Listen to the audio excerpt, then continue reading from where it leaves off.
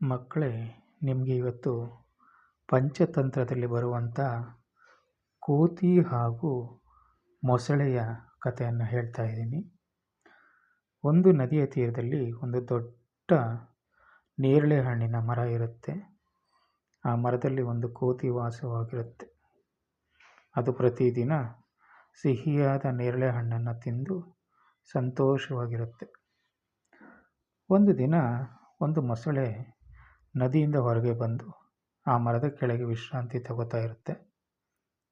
ಕೋತಿ ಅದನ್ನು ನೋಡಿ ಸ್ನೇಹ ಮಾಡಬೇಕು ಅಂತ ಅನ್ನಿಸುತ್ತೆ. ಪ್ರತಿದಿನ ಕೋತಿ ಮೊಸಳೆಗೆ ನೇರಳೆ ಹಣ್ಣನ್ನು ಕೊಟ್ಟು ಸ್ನೇಹ ಬೆಳೆಸುತ್ತೆ. ಮೊಸಳೆ ಆ ಹಣ್ಣನ್ನು ತನ್ನ ಹೆಂಡತಿಗೆ ಕೂಡ ತಗೊಂಡು ಹೋಗುತ್ತೆ. ಒಂದು ದಿನ ಮೊಸಳೆ ಹೆಂಡತಿ ಹೇಳುತ್ತೆ, ಆ ಕೋತಿ ಇಷ್ಟು ಸಿಹಿಯಾದ ನೇರಳೆ ಹಣ್ಣನ್ನು ತಿನ್ನುತ್ತೆ ಅಂದರೆ ಅದರ ಹೃದಯ ಬಹಳ ಸಿಹಿಯಾಗಿರುತ್ತೆ. ನನಗೆ ಅದರ ಹೃದಯವನ್ನು ತಿನ್ನಬೇಕು ಅಂತ ಕೇಳುತ್ತೆ. ಮೊಸಳೆಗೆ ದುಃಖ ಆಗುತ್ತೆ ಹೆಂಡತಿಯ ಮಾತನ್ನು ಕೇಳಿ. ಆದರೂ ಮತ್ತೊಂದು ದಿನ ಕೋತಿಯನ್ನು ನನ್ನ ಮನೆಗೆ ಊಟಕ್ಕೆ ಬಾ ಅಂತ ಆಹ್ವಾನವನ್ನು ಮೊಸಳೆ ಕೊಡುತ್ತೆ. ಕೋತಿ ಮೊದಲು ಹೆದರುತ್ತೆ, ಆದರೆ ಮೊಸಳೆಯ ಮೇಲೆ ನಂಬಿಕೆ ಇರೋದ್ರಿಂದ ಅದು ಮೊಸಳೆಯ ಬೆನ್ನಲ್ ಮೇಲೆ ಕೂತ್ಕೊಂಡು ನದಿಯನ್ನು ದಾಟಲು ಶುರು ಮಾಡುತ್ತೆ. ಮೊಸಳೆಗೆ ತಡೆಯೋಕ್ಕಾಗಲ್ಲ. ನದಿಯ ಮಧ್ಯದಲ್ಲಿ ಮೊಸಳೆ ನಿಜ ಹೇಳುತ್ತೆ, ನನ್ನ ಹೆಂಡತಿಗೆ ನಿನ್ನ ಹೃದಯ ಬೇಕಂತೆ, ಅದಕ್ಕೆ ನಮ್ಮ ಮನೆಗೆ ನಿನ್ನನ್ನು ಕರ್ಕೊಂಡು ಹೋಗ್ತಾ ಇದ್ದೀನಿ ಅಂತ.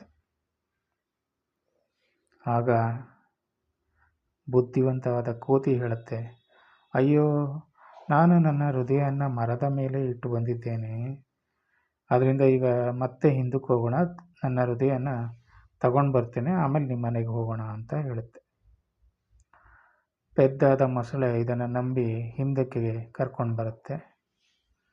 ನದಿ ತಟದಲ್ಲಿ ಬರದೇ ತಡ ಕೋತಿ ತಕ್ಷಣ ಮರಕ್ಕೆ ಹಾರಿ ಹೇಳುತ್ತೆ, ನನ್ನ ಹೃದಯ ನನ್ನ ದೇಹದ ಹೊರಗೆ ಇರುತ್ತಾ, ಅಷ್ಟು ಗೊತ್ತಾಗುವುದಿಲ್ವಾ ನಿನಗೆ ಪೆದ್ದ ಮೊಸಳೆ ಎಂದು ಹೇಳಿ,